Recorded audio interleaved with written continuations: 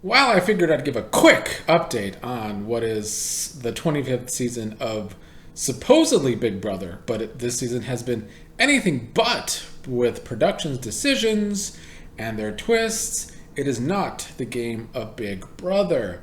And we just continue to get more of one of my main gripes this season, other than production's bad decisions. That is a cast of players actively not trying to win the game. And we're just going to touch a little bit about the game, and then I'm going to talk about Blue in America's jury interviews because I found that more interesting than the game itself. We went from two Jag HOHs to a Bowie HOH to a Matt HOH, and because this game has, I guess, become so competition heavy. With their terrible competitions where they repeat competitions. I mean, the veto that Matt won was the same veto he won at the last double eviction, basically. So they don't even try and make them seem any different. They continue to make the same people have an easy go at this game because of the way they do their competitions. And if they're going to make the competitions the most important part of the game, you would think that maybe they can make them more interesting. But no, it's people getting kicked in the ass, like on the premiere episode, and people in McDonald's ball pits. Like, that's just riveting television, just terrible production. I continue to not understand why they do what they do, but they continue to do so. And then they cast recruits like Bowie, who win a double HOH, and instead of actually taking out a threat, she takes out a non-threat who hasn't won a competition all season. But it is Bowie, of course, who is actively not trying to win the game and hasn't this entire season, and continues to say things as the season goes along. How at first, oh, she just wants to make it to jury. And now she's telling everybody, oh, she's fine with third place. Why would they cast somebody like this? It further hurts the game. Not that production cares about the game. Clearly this season we see it's clear as day. Production doesn't give a single shit about this show anymore. But they keep their jobs because it's an easy paycheck, and CBS won't fire them because I guess it would be too hard to find new producers. Allegedly, I doubt it. Now Matt is HOH, and he is going to put up Felicia and Suri. Well, he already has put up Felicia and Suri. Matt seems gung-ho going to the end with Bowie and Jag as well. And he seems to be okay wanting to sit next to Jag, who has a better resume than him if the game now is so competition heavy and their carnival ass competitions are the most important part of the game. Then why go next and sit next to Jag? Doesn't make any sense to me. I know Suri fans upset with Matt for nominating Suri. I mean, it is terrible jury management, just like Jag has had terrible jury management. But there's literally no gameplay this season. Nobody has played good this season. Nobody has even tried to play good this season. This cast of awful game players hasn't even tried to play the game well. From their strategies of getting out players who are your strong allies, to Corey and America keeping the strongest competitors in the game just to flip the house on people who weren't good at competitions, and then look at America and Corey now. Strategy-wise, terrible all season. On a social level, as I've talked about all season, their only social play was to always rat each other out, tell everyone everything. It got old fast. And now we're in the jury phase, and not a single person cares about jury management either. So what even is this gameplay? What even is this terrible season? I don't know. It is pretty terrible. Like, Matt wanting to go to the end with Bowie and Jag. If he really thinks he could get to the end with Bowie, then sure, that's not the worst thing from Matt, I guess. And I don't know who Bowie would actually choose between Jag and Matt because I don't give a fuck. But Matt did tell Suri at one point that he wouldn't put her up, and then he does, so is terrible jury management from Matt too.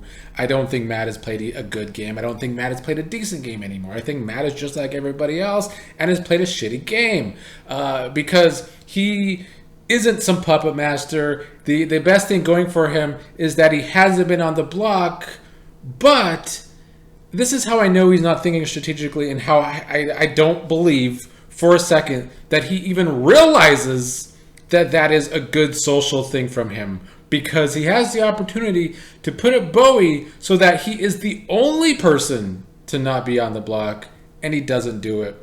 Shit gameplay from Matt too. Let's talk about Blue and America quickly, because I don't really give a shit about the season anymore, and I can't even pretend. But I did find some of Blue's answers in particular very funny from her exit interviews. You know, when you get the words about what you think about the person, the first words that come to mind. When Bowie comes up, her answer is just, who? Exactly, Blue. Who even is Bowie? She's been a non-entity this entire game. I'm glad that in exit interviews, both Blue and America seem to not give any credit to Bowie's game, as they should not.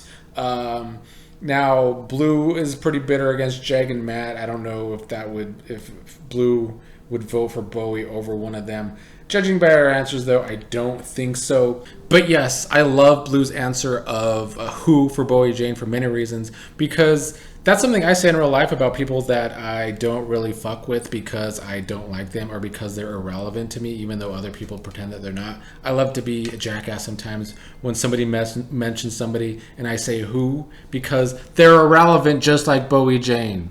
But I also enjoyed her answer for Matt, calling Matt a simp, a down bad simp, 100%.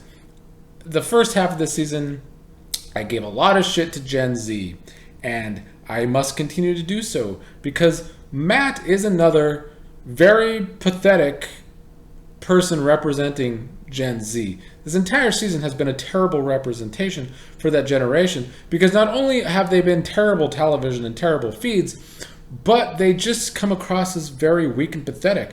We saw that from Jag. I did a lot of dragging of Jag this season, but Matt is not much better with his simping over Riley all season, when at the moment he told Riley about his crush on her, he got an and basically a rejection. And now he gets this letter from Riley, which is whatever. I mean, production has interfered this entire season, blatantly so. It's been as blatant as ever about production interference in the season.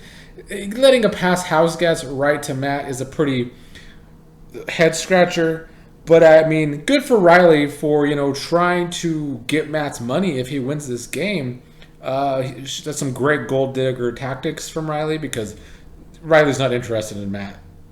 Actually, we saw that when they were actually in the house together. There's not a single interest from Riley in Matt.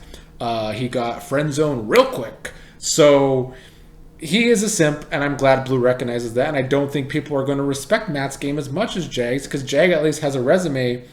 Even though he was voted out of the game unanimously and would be the worst winner of all time if Jag does win, he's winning competitions, and we're in an era of Big Brother where the game doesn't matter anymore, because you could be HOH 2 weeks in a row, and the social game doesn't really matter, the strategic game doesn't matter anymore, because production is lazy, and they're just A-okay with their biased competitions that favor men 100%.